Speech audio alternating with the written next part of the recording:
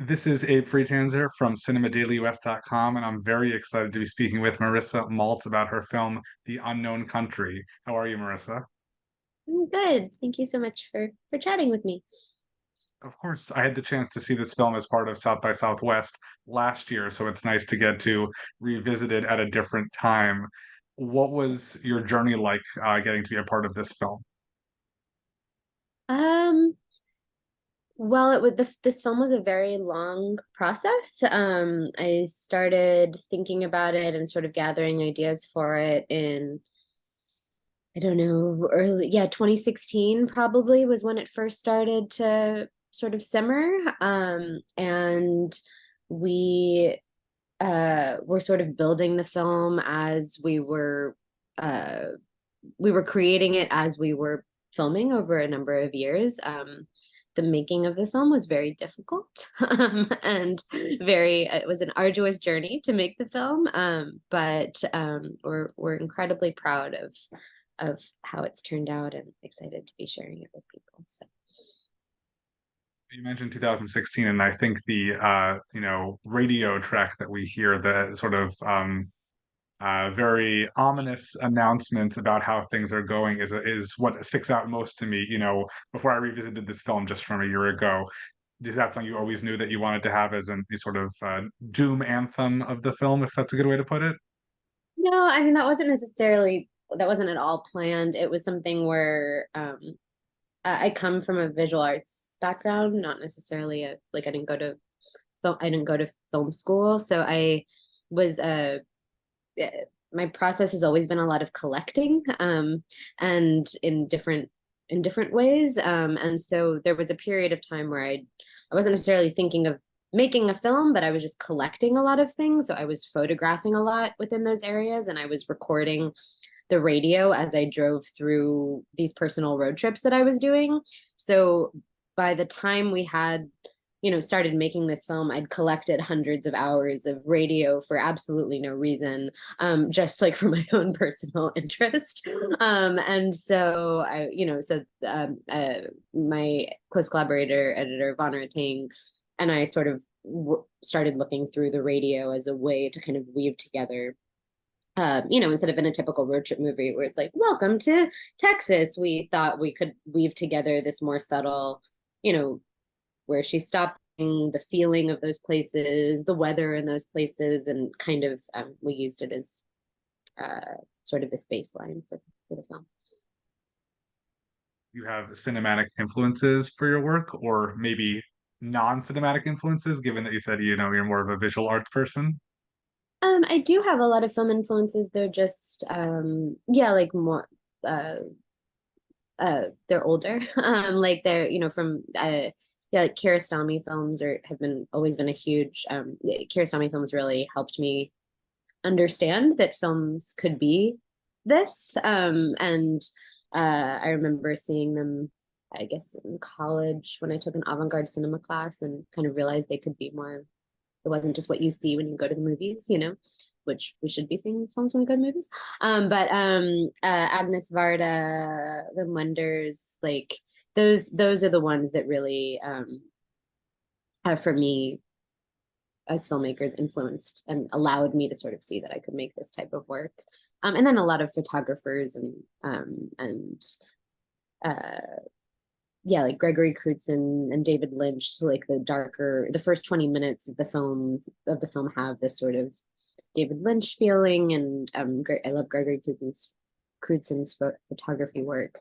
And we talked a lot about that so the film is really a blend um of influences for me. I did notice the cinematography is, I think, very deliberate, and it sometimes feels like this is a dream, and that she's sort of aimlessly wandering. Did you have a particular approach you wanted to take to keep her on a certain track? I mean, even though we didn't have a script, we had a treatment, and we all, talked a lot. We talked consistently all the time for years about what the film was going to be and where we wanted her to be on her on her emotional journey within the context of, you know, the sort of loose narrative. The dreamscape for me is something that's kind of always been a bit in my work in some capacity, because I think I just mostly live in my head. So it sort of naturally comes out in this work. Um, but yeah, we didn't just kind of like get on the road and shoot. And there also wasn't a tight script, but it was somewhere in the middle of those two where we had these, um, we knew what the emotional journey needed to be and in what places those things needed to happen along the way to get her to her final destination, if that makes sense. It does. Is that an approach that you felt you liked, and if you for another film would use again, or would you like to have something more set laid out? We just wrapped another film that we all that focuses on Lainey Bear Killer, who's in the film, her daughter Jazzy.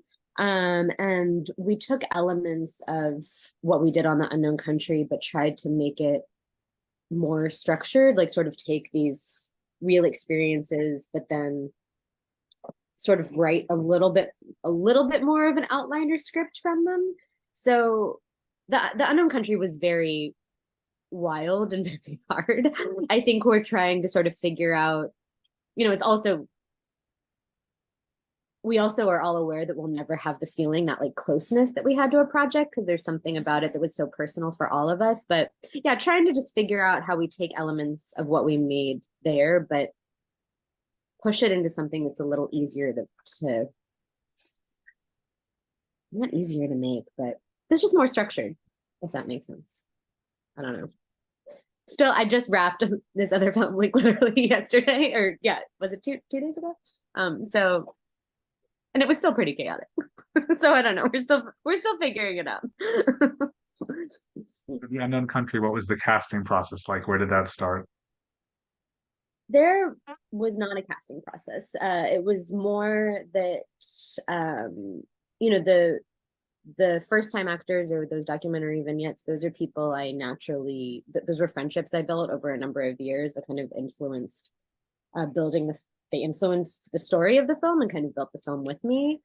And then I saw Lily in Certain Women around the same time that I was talking to Lainey, and Lainey and I were becoming deeper friends. And she was suggesting that, oh, like, have you thought about maybe making the main character Native? Have you thought about that? As I was trying to sort of figure out who that character was. And around the same time, I saw Lily in Certain Women and realized, oh, that's that's who needs to be the main.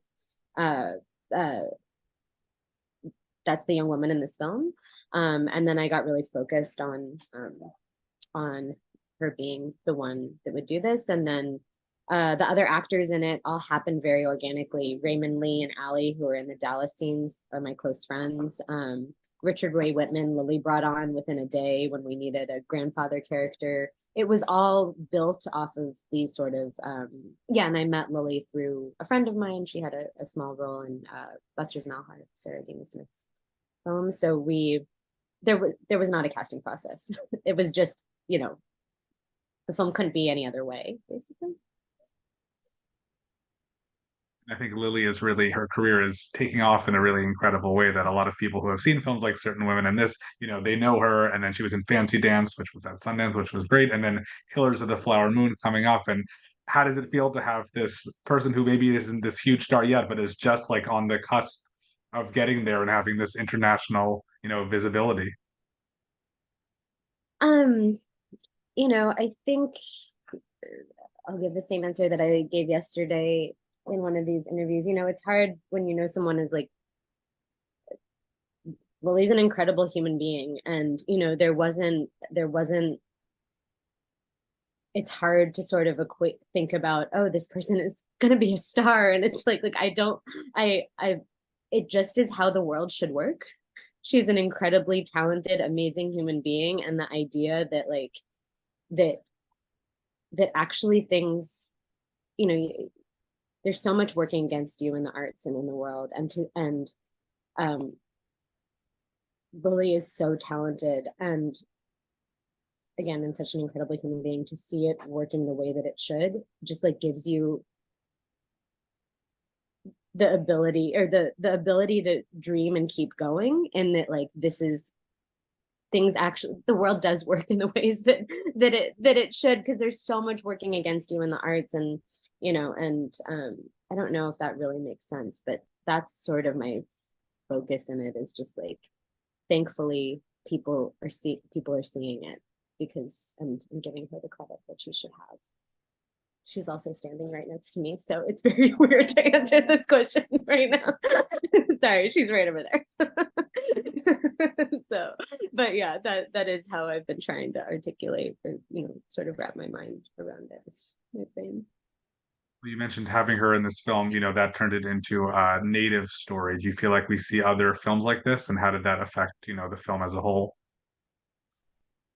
I The process was so organic that there wasn't sort of like, it we weren't all suddenly researching native native films and kind of like figuring out how to make it that story. Like Lainey really brought that side of that part of the story into the mix.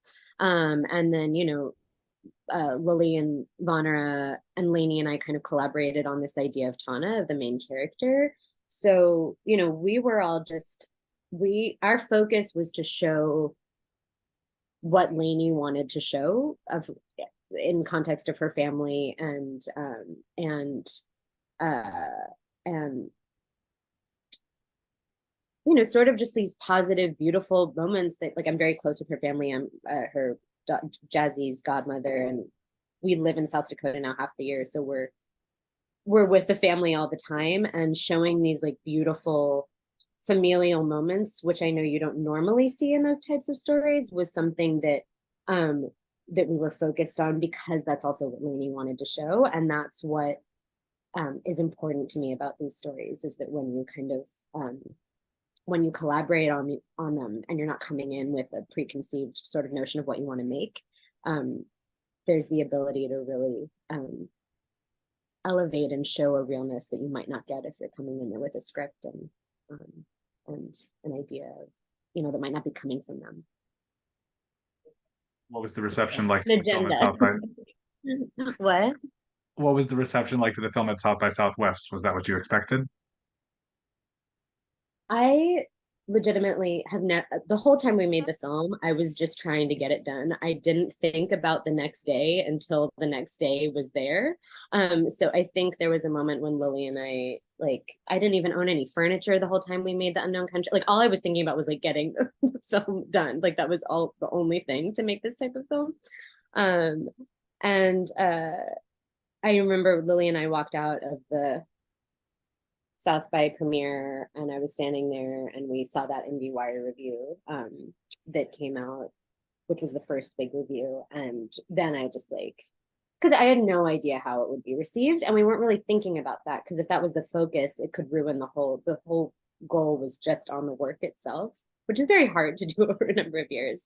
But so when we realized how well received it was, like in that moment, it was a very powerful moment, because all of a sudden it made sense that if you just keep that focus on the work and what you truly want to make, um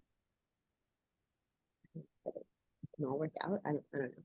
It can be okay. But yeah, I never really thought about that, because I was just so focused on making the thing. I'm glad that it all worked out. um, Thanks. Me too. Would have been a huge bummer if all that time was no, it would have also been a great experience. So, And I'm excited to learn more about your next film soon. For more great conversations like this, check out the Cinema Daily US YouTube channel. Thank you so much, Marissa, for your time, and I look forward to more people seeing this film. thank you so much for having me. Thank you.